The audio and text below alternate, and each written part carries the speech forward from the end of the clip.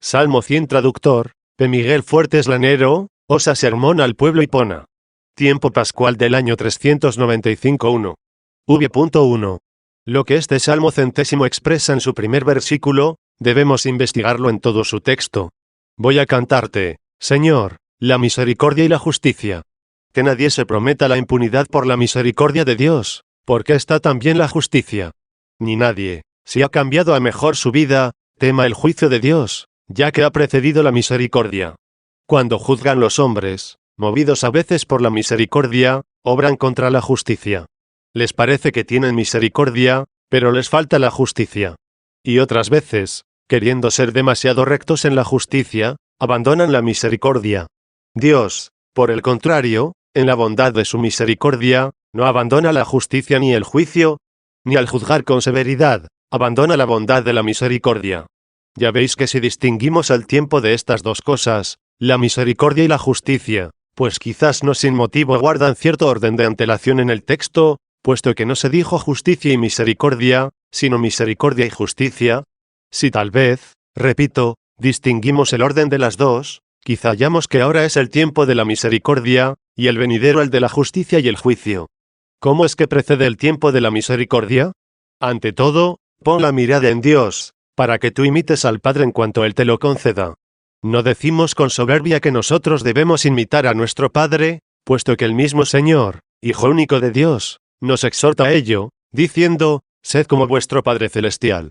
Y cuando dice, amad a vuestros enemigos, orad por los que os persiguen, añade, para que seáis hijos de vuestro Padre, que está en los cielos, el cual hace salir el sol sobre los buenos y malos, y manda la lluvia sobre los justos y los impíos 1. Aquí tenéis la misericordia.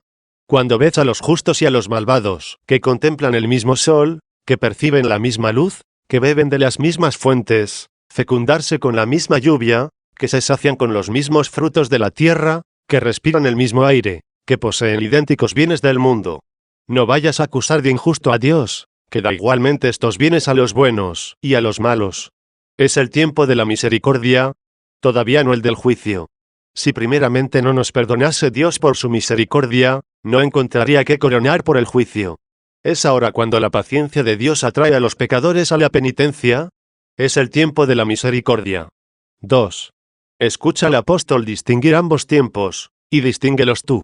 ¿Piensas que tú vas a escapar del juicio de Dios? Hombre, que juzgas a los reos de tales desmanes, ¿y tú haces otro tanto? Atended. Él se miraba a sí mismo. Pero, ¿a quién dice esto? No lo dice a un hombre solo, sino a esta clase de hombres, que diariamente perpetraban actos condenables, y sin embargo seguían sobreviviendo, y no les ocurría mal alguno. Y por esto pensaban que Dios estaba dormido, o que no se preocupaba de la conducta humana, o que aprobaba las malas acciones de los hombres. Por ello el apóstol aparta este pensamiento del corazón de quienes razonan bien. ¿Qué es lo que dice? ¿Piensas que tú vas a escapar del juicio de Dios? Hombre, que juzgas a los que hacen tales cosas, ¿y tú haces las mismas? Y como si dijera, ¿por qué ejecuto todos los días tantas obras malas, y no me sucede mal alguno?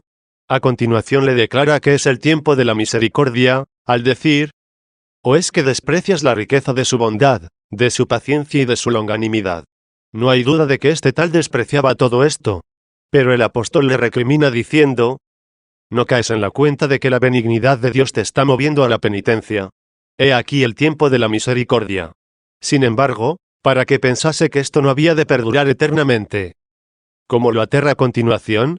Pero tú, pon atención a cómo describe el tiempo del juicio.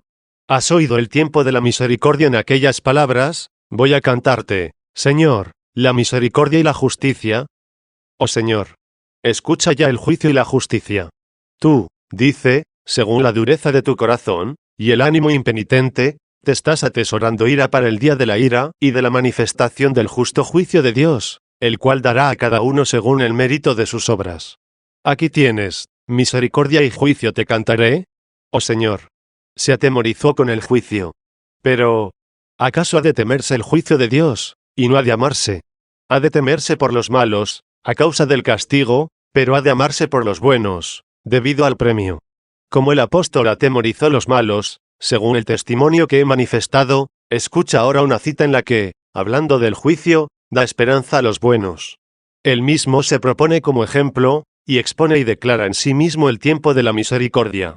Si él no hubiera encontrado el tiempo de la misericordia, ¿cómo habría hablado del juicio? Fue blasfemo, perseguidor, funesto. Pues, recordando el tiempo de la misericordia, en el cual nos hallamos ahora, dice así: yo primero fui blasfemo, perseguidor y funesto, pero alcancé misericordia. ¿Acaso solo él alcanzó misericordia? Mira cómo nos alienta, para que en mí, el primero, manifestase Cristo Jesús toda su longanimidad, sirviendo de ejemplo a todos aquellos que habían de creer en él, para la vida eterna. 2. ¿Qué sentido tiene en mí demostró su longanimidad? Lo dice para que cada pecador y malvado, al ver cómo Pablo recibió el perdón, no desespere de sí. Fijaos cómo se manifestó y cómo alentó a los demás. ¿Cuándo? En el período de la misericordia. Mira también lo que dice de los buenos en el período del juicio, hablando también de sí y de otros. Primero consiguió la misericordia. ¿Por qué? Porque fue blasfemo, perseguidor e impío. Vino el Señor para perdonar a Pablo, no para darle entonces su merecido. Porque si hubiera querido darle su paga, ¿qué habría encontrado que pudiera retribuirle, fuera del castigo y del suplicio? No quiso darle el castigo, sino la gracia. Fíjate bien cómo aquel a quien dio, tiene al Señor como deudor en el tiempo del juicio. Mirad cómo dice el mismo San Pablo: yo ya estoy a punto de ser inmolado, y el tiempo de mi partida es inminente. He combatido el buen combate, he concluido la carrera, he conservado la fe. Esto sucedió en el tiempo de la misericordia. Escucha lo que dice del tiempo del juicio: por lo demás, me resta la corona de justicia, que me retribuirá el Señor, justo juez. No dice, me dará, sino me retribuirá. Cuando daba, era por misericordia. Cuando retribuye, es juez. Por eso está escrito: voy a cantarte la misericordia y el juicio. Oh Señor. Perdonando los delitos, se hizo deudor del galardón. Conseguí la misericordia, siendo primeramente misericordioso el Señor. Y después me retribuirá la corona de la justicia. ¿Por qué le corresponderá esta recompensa? Porque es un juez justo. ¿Y por qué es justo este juez? Porque combatí el buen combate, llegué hasta la meta en mi carrera, y he conservado la fe. Luego un justo juez no puede menos de premiar todo esto. Ahora encontró lo que merecía la corona. Pero antes, ¿qué había encontrado? Yo primero fui blasfemo, perseguidor e impío. Todo esto lo perdonó, y aquello lo coronó. Perdonó estas cosas en tiempo de la misericordia, y coronó aquellas en tiempo del juicio, porque la misericordia y el juicio te cantaré, Señor. Pero, ¿solo Pablo, quizá, ha merecido esto? Así como dije que atemorizó con aquel testimonio, así también digo ahora que dio ánimo con este otro, puesto que habiendo dicho, me retribuirá el Señor, como juez justo, en aquel día, añade luego, y no solo a mí, sino a todos los que aman su manifestación y su reino. 3. Pues bien, hermanos, porque tengamos un período de misericordia, no nos abandonemos, no seamos unos aprovechados, y nos digamos, Dios siempre perdona. Hice ayer esto, y me perdonó. Mañana lo haré y también me perdonará. Así tiendes a la misericordia, y no temes el juicio. Si quieres cantar la misericordia, la justicia y el juicio, sábete que te perdona para que te corrijas, no para que permanezcas en la iniquidad. No quieras atesorar ira para el día de la ira, y de la manifestación del justo juicio de Dios. En otro salmo dice que, en el tiempo de la misericordia, Dios dijo al pecador: ¿por qué recitas mis preceptos y tienes siempre en la boca mi alianza, tú que detestas mi corrección, y te echas a la espalda mis palabras? Cuando ves a un ladrón, corres con él. Te mezclas con los adúlteros, te sientas a hablar contra tu hermano, y deshonras al hijo de tu madre. Esto hiciste y me he callado. Ya ves el tiempo de la misericordia. ¿Qué significa, me he callado? Tal vez, no te he corregido. No, sino que, no te he juzgado. ¿Cómo es que calla el que cotidianamente habla por las Escrituras, por el Evangelio, por los predicadores? Calló en cuanto al juicio, pero no en cuanto a la corrección. Hiciste todo esto, y me he callado. ¿Y por qué calló Dios? O sea, ¿porque no castigó? ¿Qué dijo el pecador en su corazón? Óyelo, continúa el Salmo: sospechaste inicuamente que soy como tú. Es decir, te parecía poco ser tú perverso, y me creíste a mí lo mismo. Pero después de haberle mostrado el tiempo de la misericordia, le aterró con el del juicio, ya que añade, te acusaré y te lo echaré en cara. 4. Tú te pones detrás de ti. Yo te pondré ante tus ojos. Todo el que no quiere ver sus pecados, se los echa a la espalda, pero examina detalladamente los ajenos, no por celo, sino por indignación. No queriendo ayudar, sino que por censurarlo, se olvida de sí mismo. Por eso les dice el Señor a estos, ves la paja en el ojo ajeno, y no ves la viga en el tuyo. 5. Ahora bien, como se nos canta la misericordia y el juicio, obrando nosotros la misericordia, esperemos tranquilos el juicio. Somos el cuerpo de Cristo. Cantemos estas cosas. Cristo canta esto. Si lo canta únicamente la cabeza, este canto es del Señor, no nuestro. Por el contrario, si canta el Cristo total, es decir, la cabeza y el cuerpo, sé uno de sus miembros, únete a él por la fe, la esperanza y la caridad, y así cantarás en él, y en él te alegrarás. Porque también él sufre en ti sufre hambre y sed, y es atribulado en ti. Él todavía muere en ti, y tú ya has resucitado en él. Si no muriera en ti, no habría querido que se le perdonara en ti por el perseguidor, cuando decía, Saulo, Saulo, ¿por qué me persigues? 6. Luego, hermanos míos, Cristo canta, pero como sabéis, continuamente os encomiendo a Cristo, y sé que no desconocéis estas cosas. Nuestro Señor Jesucristo es el Verbo de Dios, por quien fueron hechas todas las cosas. Este Verbo, con el fin de redimirnos, se hizo hombre y habitó entre nosotros. 7. El que es Dios, sobre todas las cosas, Hijo igual al Padre, se hizo hombre, para que, siendo hombre, Dios, fuera mediador entre los hombres y Dios, y así reconciliase a los alejados, uniese a los separados, llamase a los repudiados y acompañase a los desterrados y peregrinos. Para eso se hizo hombre.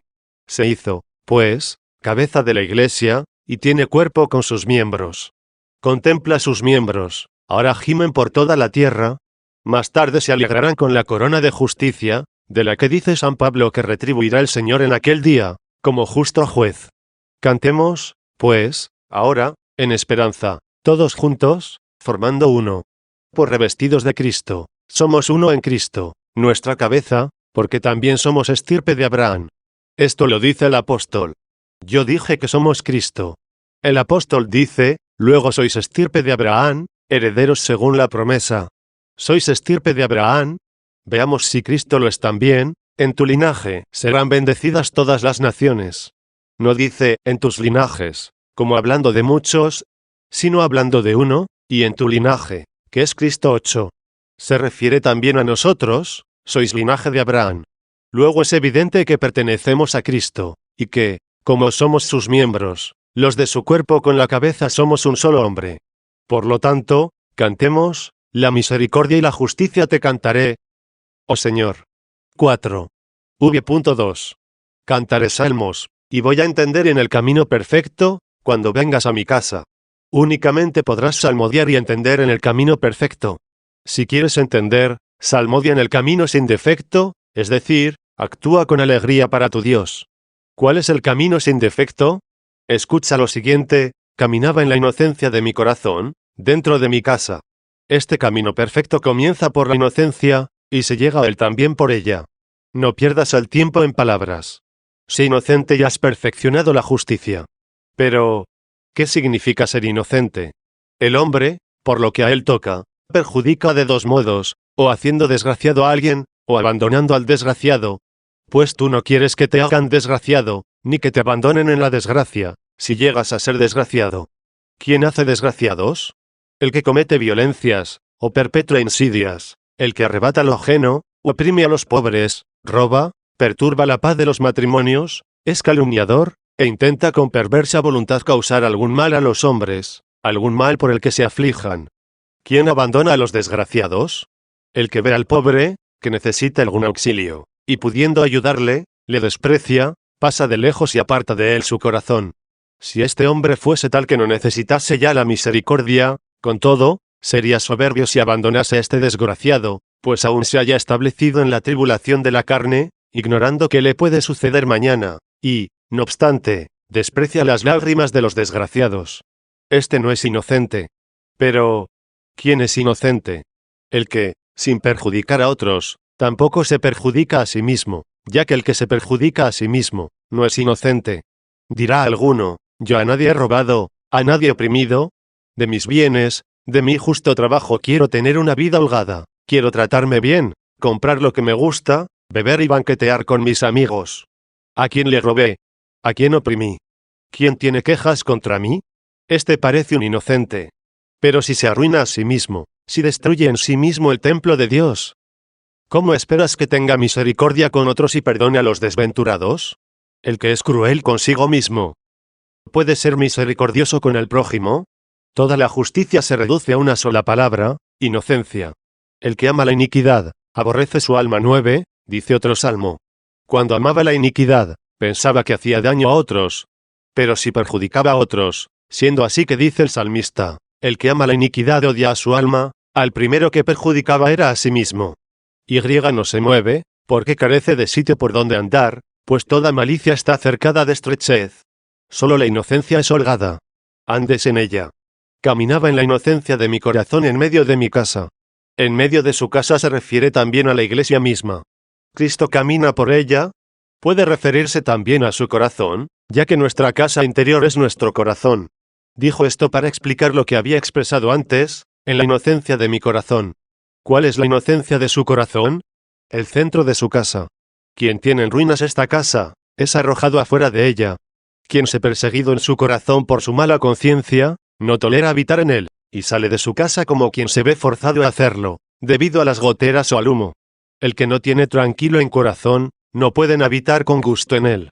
Estos, por sí mismos salen fuera impulsados por el deseo de su alma, y se deleitan con lo que rodea a su cuerpo, buscan su descanso en las frivolidades, en los espectáculos, en la liviandad, en toda clase de maldades. ¿Por qué prefieren sentirse bien fuera? Porque les falta dentro el bien con el cual se goza su conciencia. De ahí que el Señor, habiendo curado al paralítico, le dice, toma tu camilla y vete a tu casa. 10. Haga esto el alma que fue liberada, como el paralítico, de la parálisis. Sujete sus miembros a la práctica del bien, para que, obrando con rectitud, tome su camilla y gobierne su cuerpo, vaya a su casa, entre en su conciencia, y la encontrará extensa, camine por ella, salmodie y comprenda. 5. V.3-4. No ponía ante mis ojos ninguna cosa mala. ¿Qué significa esto? Que no la amaba. Como sabéis, se suele decir de un hombre que es amado por otro, lo tiene ante sus ojos. Y cuando uno es despreciado, dice, no me puede ver. ¿Qué es, pues, tener ante los ojos? Amar. ¿Y qué es no amar? No tener cercano el corazón, no poner allí el corazón. Dijo, pues, no ponía ante mis ojos ninguna cosa mala, como si dijera, no me inclinaba a la maldad. Y concreta a qué se refiere, odiaba a los prevaricadores. Poned atención, hermanos míos. Si camináis con Cristo en medio de su casa, es decir, si descansáis rectamente en vuestro corazón, o si emprendéis en la iglesia el buen camino de la senda inmaculada, no solo debéis odiar a los prevaricadores que están fuera, sino también a cualesquiera que halléis dentro. ¿Quiénes son prevaricadores? Los que aborrecen la ley de Dios. Los que la oyen y no la practican, se llaman prevaricadores. Odia a los prevaricadores, apártalos de ti. Pero ten en cuenta que debes odiar a los prevaricadores, pero no a los hombres. Fijaos que el hombre prevaricador tiene dos nombres, el de hombre y el de prevaricador. Dios hizo al hombre, y el hombre se hizo a sí mismo prevaricador. Ama en él lo que hizo Dios, y destruye en él lo que él se hizo. Cuando hayas destruido su prevaricación, aniquilaste lo que el hombre se hizo, y salvaste lo que hizo Dios. Odiaba a los prevaricadores. 6. No se me ha unido el corazón perverso. ¿Qué es un corazón perverso? Corazón torcido. ¿Y qué es corazón torcido? Es corazón no recto. ¿Y no recto? Bien, primero mira lo que es un corazón recto, y de ahí conocerás cuál es el no recto, el torcido. Se dice que un hombre tiene corazón recto, cuando quiere todo lo que Dios quiere. Prestad atención. Un individuo reza para que no le sobrevenga algo. Ora, pero Dios no se lo impide. Que intensifique sus plegarias cuanto pueda. Si le sobreviene algo contra su voluntad, sométase a la voluntad de Dios, no se oponga al divino querer. Pues el mismo Señor, dando a conocer en sí nuestra flaqueza, lo declaró así cuando se le acercaba su pasión, triste está mi alma hasta la muerte. No hay duda que no temía la muerte el que tenía potestad de dar su vida y volverla a recuperar. 11. Y el apóstol Pablo, soldado y siervo de Cristo, exclama, combatí el buen combate, llegué hasta la meta, conservé la fe. Ahora me está reservada la corona de justicia, que me retribuirá en aquel día el Señor, juez justo. Se alegra el soldado porque va a morir, y su señor, su emperador está triste, cuando se le acerca la muerte. ¿Es mejor el siervo que el Señor? ¿Qué diremos de lo que dice el mismo Señor? Le basta al siervo ser como su Señor, al discípulo ser como su maestro. 12. ¿Está animoso Pablo ante la inminencia de la muerte, y triste el Señor? Deseo, dice, morir y estar con Cristo. 13. Se alegra de la muerte para estar con Cristo, y el mismo Cristo, con quien San Pablo ha de alegrarse por estar con él. ¿Está triste? ¿Qué era aquella voz, sino el sonido de nuestra flaqueza? De hecho hay muchos débiles que todavía ahora, ante la inminencia de su muerte, se entristecen. Pero, aún así, teniendo el corazón recto, eviten, si pueden, la muerte, y si no pueden, digan lo que dijo el Señor, no por sí, sino por nosotros. ¿Qué dijo? Padre, si es posible, que pase de mí este cáliz. Aquí tienes la expresión de la voluntad humana. Y mira ahora lo que es el corazón recto, pero que no se haga lo que yo quiero, sino lo que quieres tú, Padre. 14. Luego, si el corazón recto va en pos del querer de Dios, el depravado se opone a él.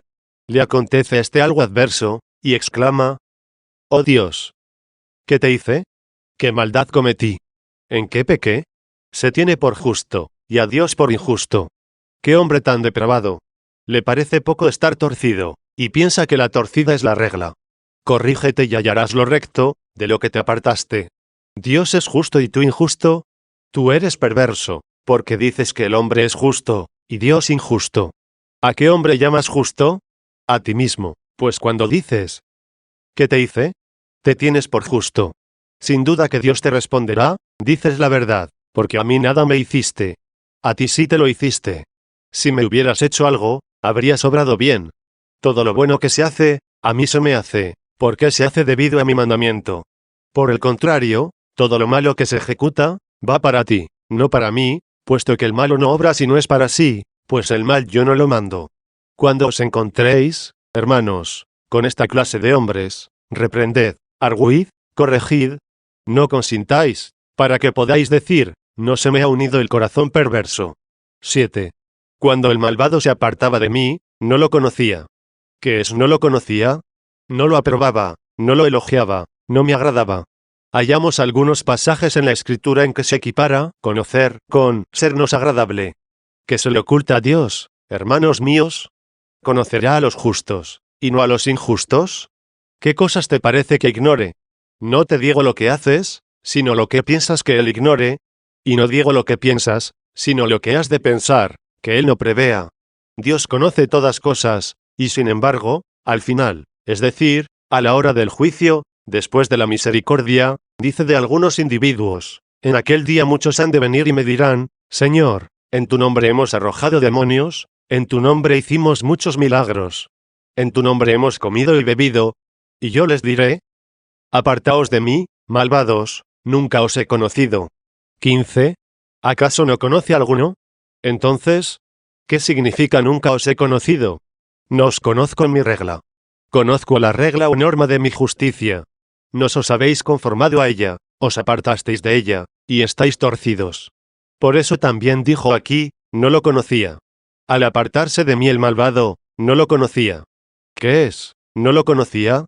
Quizás el malvado, al darse de cara con un justo en un camino angosto, se dice lo que se escribió en el libro de la sabiduría, de Salomón: «Nos es pesado incluso hasta el verle». 16, y cambia de ruta, para no ver a quien no quiere ver.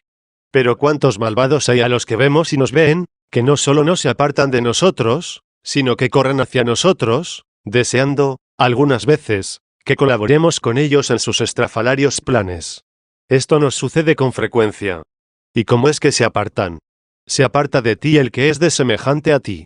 ¿Qué es? Se aparta de ti. Que no te sigue. Que no te imita. Luego al apartarse de mí el malvado, es decir, cuando el malvado es de semejante a mí, y no quiere seguir mis pasos, no quiere vivir como yo, se me propone a él de modelo.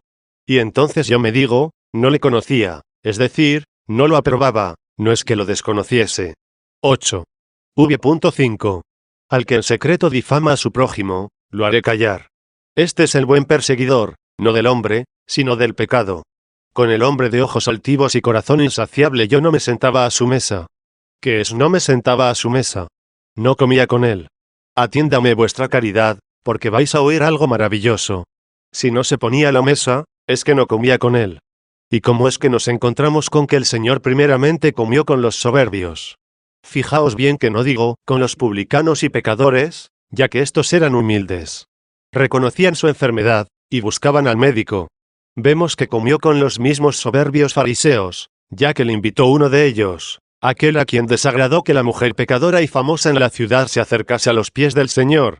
Y era tal la pureza de los fariseos, que no permitían que les tocase ningún inicuo.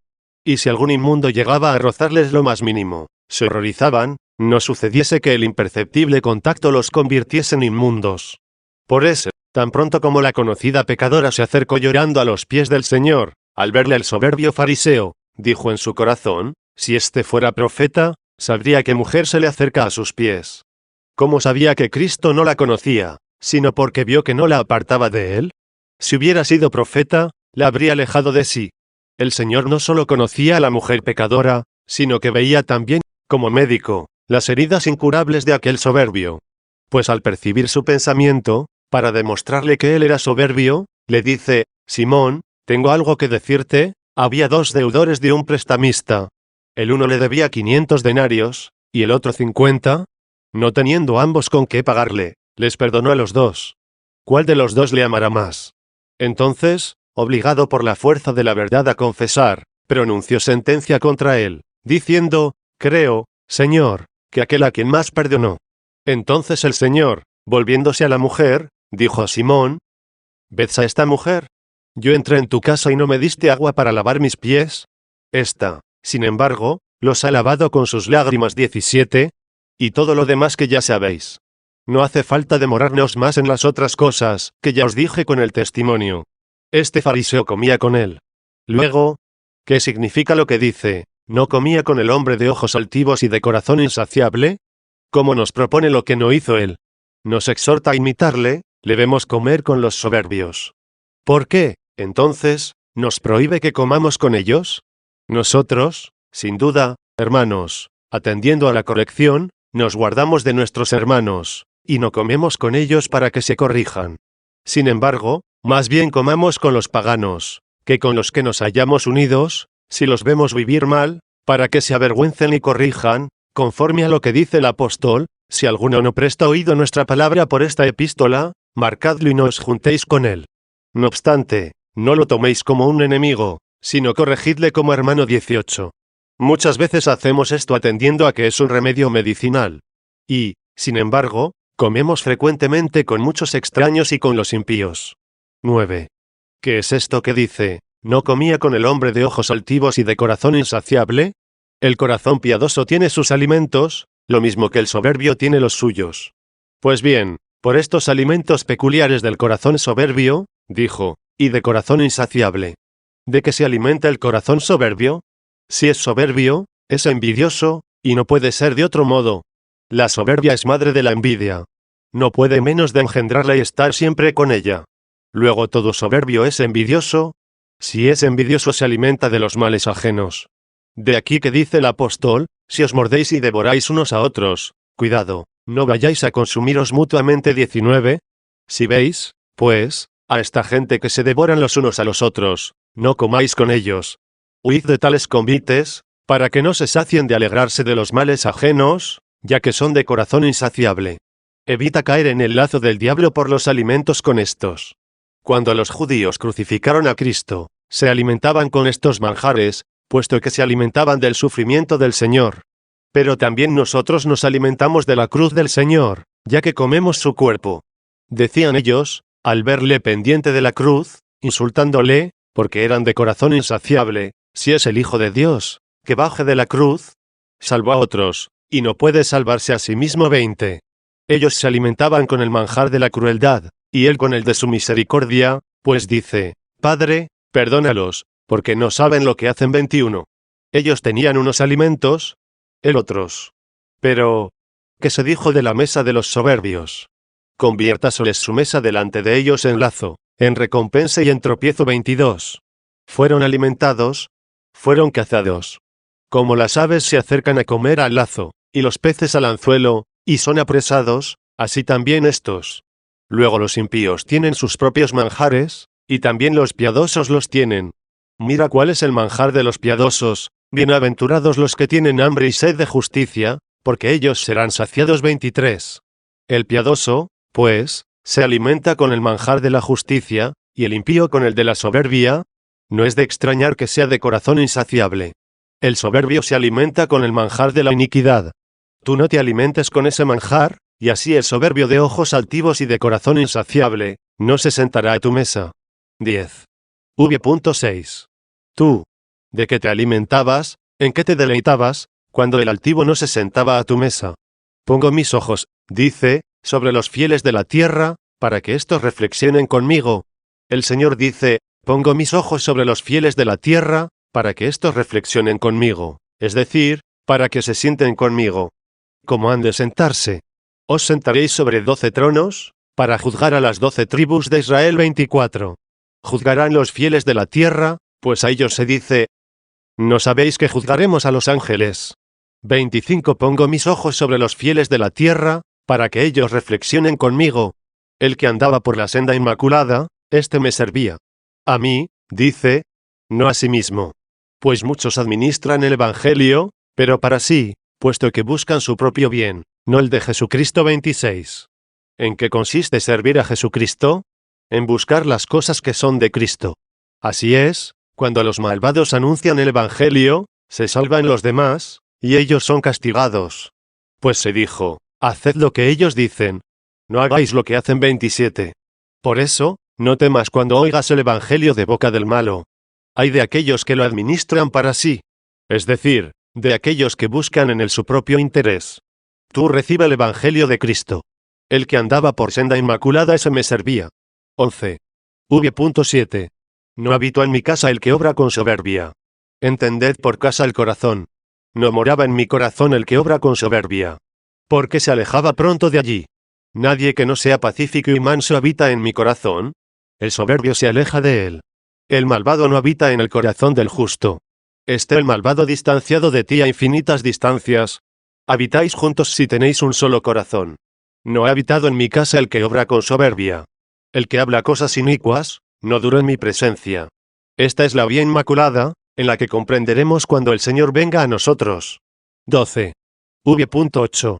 De madrugada mataba a todos los pecadores de la tierra. Esta es una frase oscura.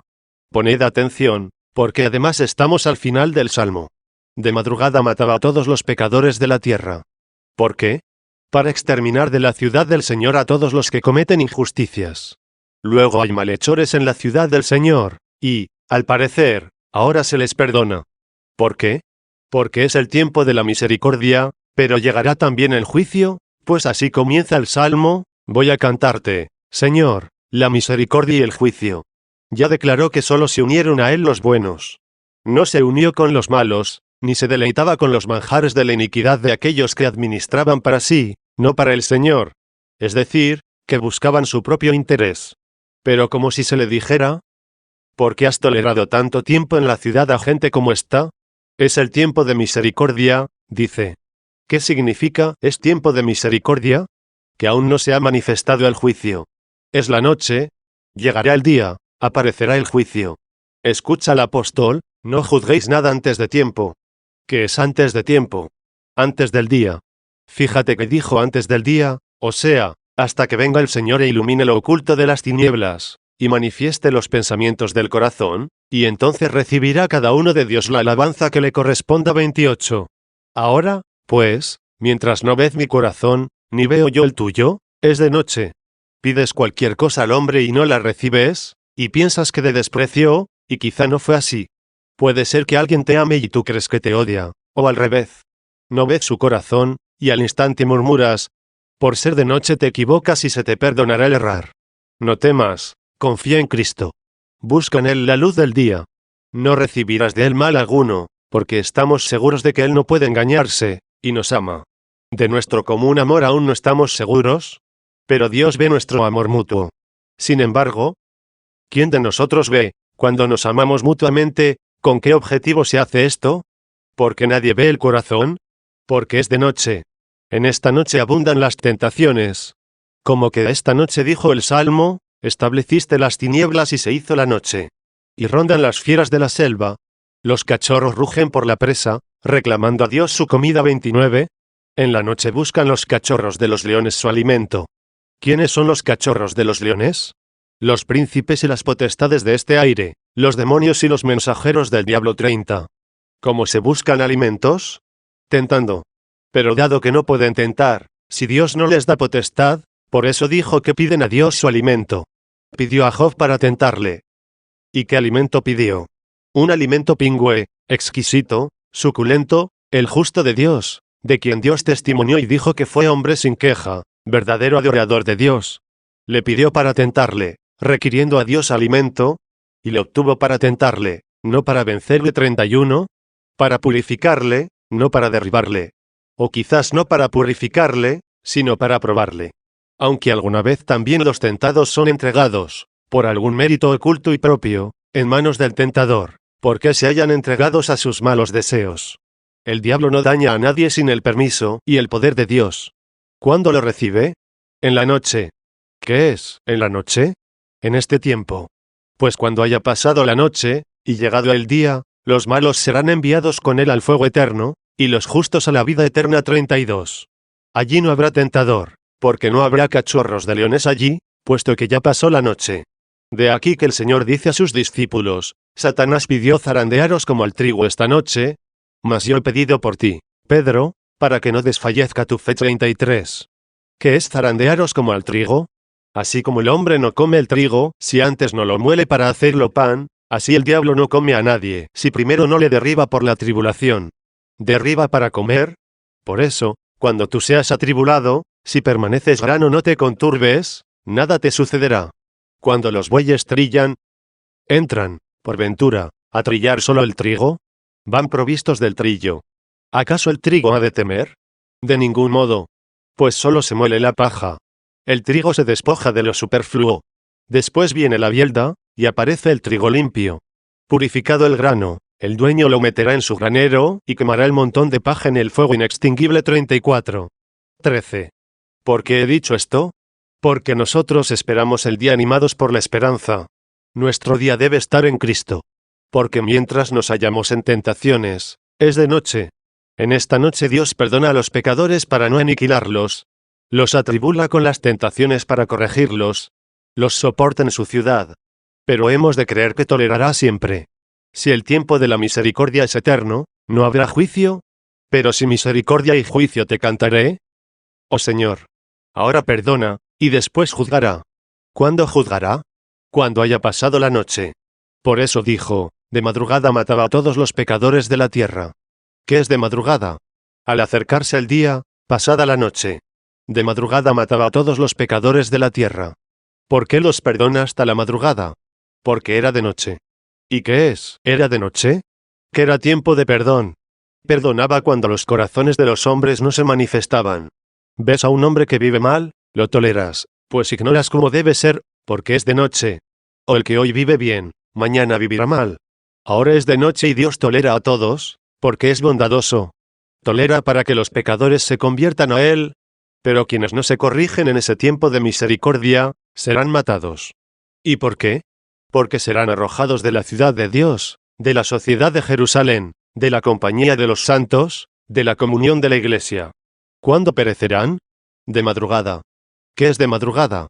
Pasada la noche. ¿Y por qué perdona ahora? Porque es el tiempo de misericordia. ¿Y por qué no perdona siempre? Porque te cantaré, Señor, misericordia y juicio. Hermanos míos, que nadie abuse de la confianza en Dios, todos los que obran la maldad serán matados. Los matará Cristo de madrugada, y los arrojará de su ciudad. Pónganle atención ahora, que es tiempo de misericordia.